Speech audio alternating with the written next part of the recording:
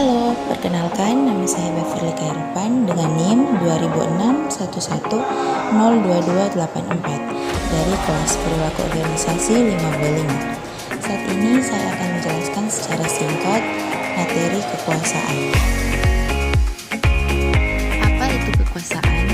Kekuasaan atau power mengacu pada kemampuan yang dimiliki A untuk memengaruhi perilaku B sehingga B bertindak sesuai dengan keinginan A. Definisi ini menginformasikan sebuah potensi tidak perlu diaktualisasikan agar efektif dan sebuah hubungan ketergantungan. Barangkali aspek terpenting dari kekuasaan adalah bahwa hal ini merupakan fungsi ketergantungan atau dependensi. Semakin besar ketergantungan B pada A, semakin besar pula kekuasaan A dalam hubungan tersebut. Membedakan kepemimpinan dengan kekuasaan. Kekuasaan tidak memerlukan kesesuaian di antara tujuan-tujuan pemimpin dengan yang dipimpin.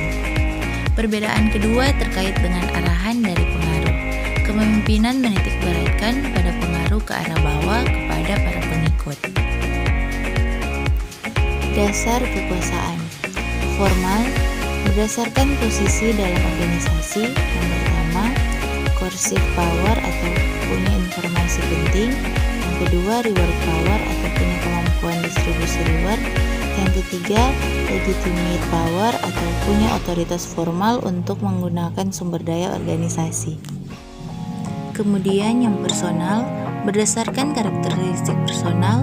Yang pertama, expert power atau punya keahlian dan keterampilan yang berbeda. Yang kedua, referent power atau punya karisma sehingga ingin ditiru banyak orang. Kemudian masuk dalam tipe-tipe kekuasaan. Yang pertama, reward power. Tipe kekuasaan ini memusatkan perhatian pada kemampuan untuk memberi ganjaran atau imbalan atas pekerjaan atau tugas yang dilakukan orang lain. Yang kedua, coercive power.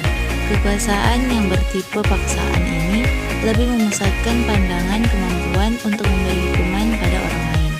Yang ketiga, legitimate power. Kekuasaan yang sah adalah kekuasaan yang sebenarnya. Ketika seorang melalui suatu persetujuan dan kesepakatan, diberi hak untuk mengatur dan menentukan perilaku orang lain dalam suatu organisasi. Tipe-tipe kekuasaan yang selanjutnya yaitu referent power. Tipe kekuasaan ini didasarkan pada suatu hubungan kesukaan atau liking, dalam arti ketika seseorang mengidentifikasi orang lain yang mempunyai kualitas atau persyaratan seperti yang diinginkannya.